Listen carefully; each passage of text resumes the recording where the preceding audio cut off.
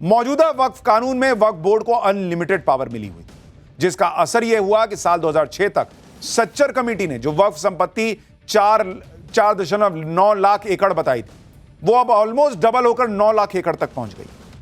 PM Modi अब वक्फ के नाम पर जमीन हथियाने के इसी खेल को बंद कर रहे हैं, तो ममता बनर्जी भी भड़क रही, कह रही है कि जब बीजेपी की सरकार नहीं रहेगी, केंद्र में नई सरकार बनेगी, तो हम वक्फ बिल को रद्द कर देंगे और अभी जो वक्फ कानून है उसे दोबारा लागू कर देंगे।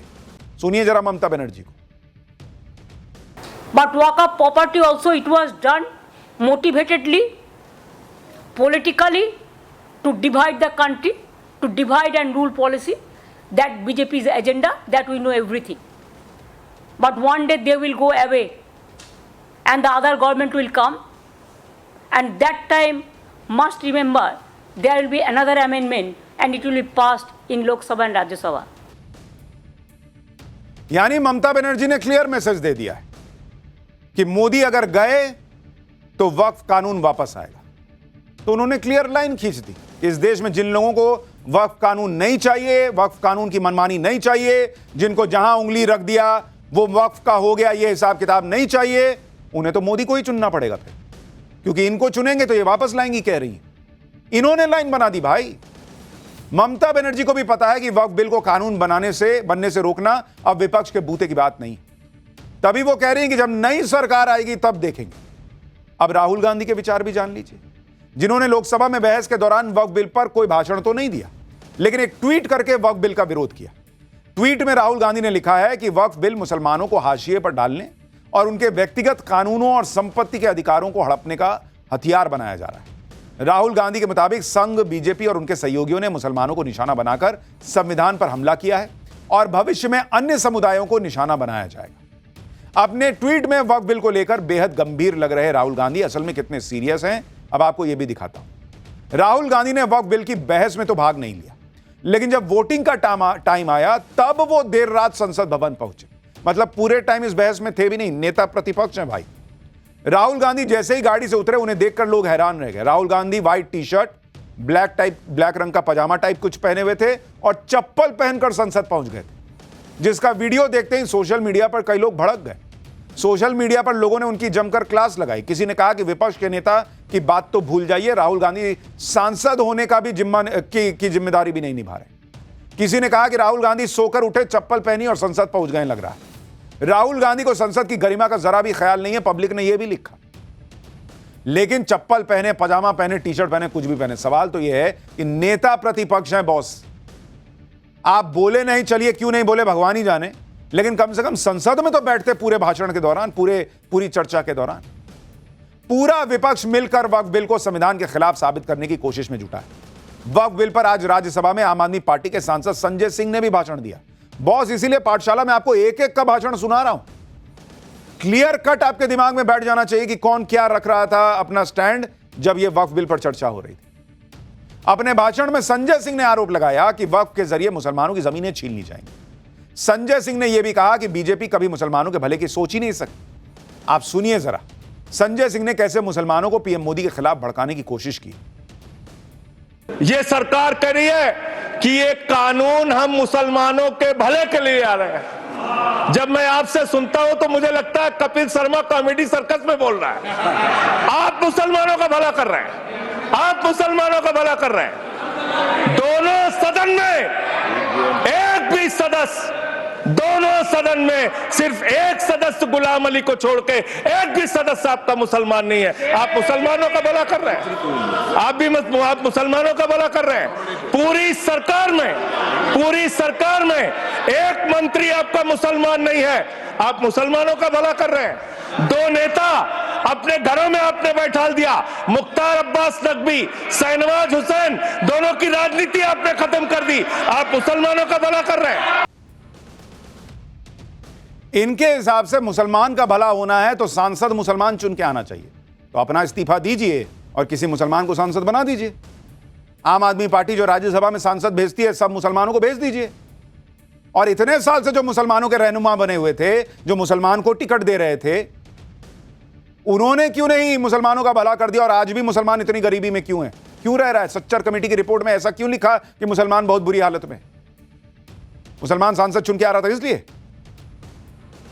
और मुसलमान का भला सिर्फ मुसलमान कर सकता है। ये इन लोगों का स्टैंड है बॉस।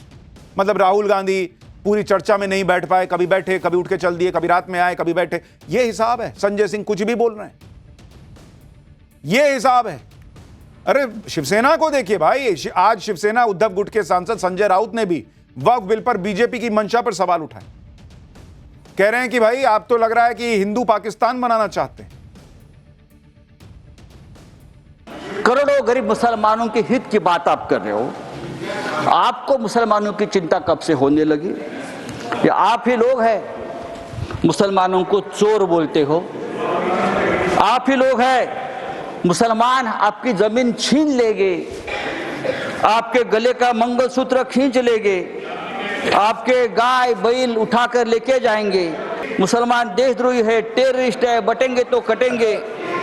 अभी आप लोग मुसलमानों की संपत्ति की चिंता कर रहे हो। आप लोग मुसलमानों की संपत्ति के रखवाले बने हो। लेकिन मैं आपको बताता हूं भाई साहब, आप मुझे कुछ मत सिखाइए। मैं बहुत पढ़ लिख कर आया हूं यहाँ, चिंता मत करिए। मैं हिंदुत्व भी पढ़ा हूं और सब कुछ पढ़ा हूं। और आप अभी नए मुल्ला बन गए हो हिंदुत्व के। आपको धन्यवाद के बोलने दिया, मगर इनको धन्य नहीं, काय हमारा काय चिंता नहीं। वो आपको जो बोलना है बोलो, सच्चाई देखो। अभी ये क्यों ऐसा कर रहे हो? अच्छा, आज पहली बार सर, पहली बार आखिरी में पहली बार हमारे संजय भैया का भाषण नरोबा कुंजोरबा था। कभी नहीं तो बिल्कुल टक टक टक टक टक बोलते। आज क्या बोलूं क्या नहीं बोलूं उनको समझ में नहीं आ रहा था। क्या बोलूं नहीं बोलूं, देखो अभी भी एकदम ऐसा ही कर रहे हैं। संजय भैया आपण कलर नको बदला। संजय राउत को कहा जा रहा है अपना रंग मत बदलो। संजय राउत कह रहे हैं बीजेपी वाले मुसलमानों के लिए क्या कहते हैं। बाला साहब ठाकरे क्या सोच रखते थे हिंदुत्व को लेकर, भूल गए हैं क्या? संजय राउत कह रहे हैं कि मोदी को मुसलमानों की कोई फिक्र नहीं है। संजय राउत के इस आरोप का बीजेपी सांसद राधा मोहन दास अग्रवाल ने जबरदस्त जवाब दिया।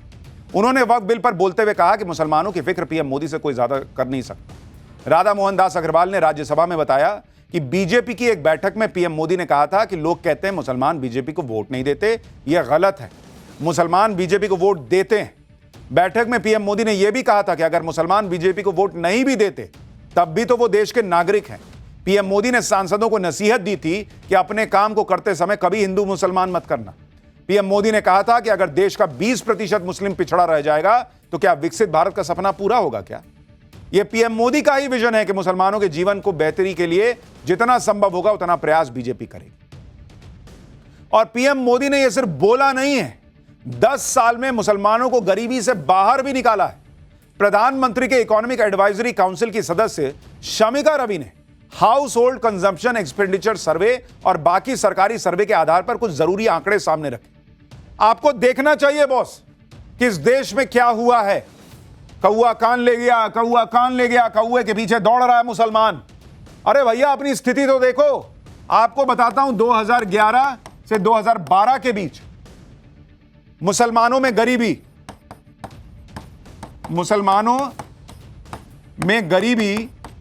2011-12 तक कितनी थी पता है आपको?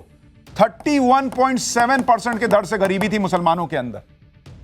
और 2023-24 में यह घटकर कहां पर आ गई है? 2.4% पे बॉस, 2.4%। यानी गरीबी दर में ऑलमोस्ट 28% की कमी आई है।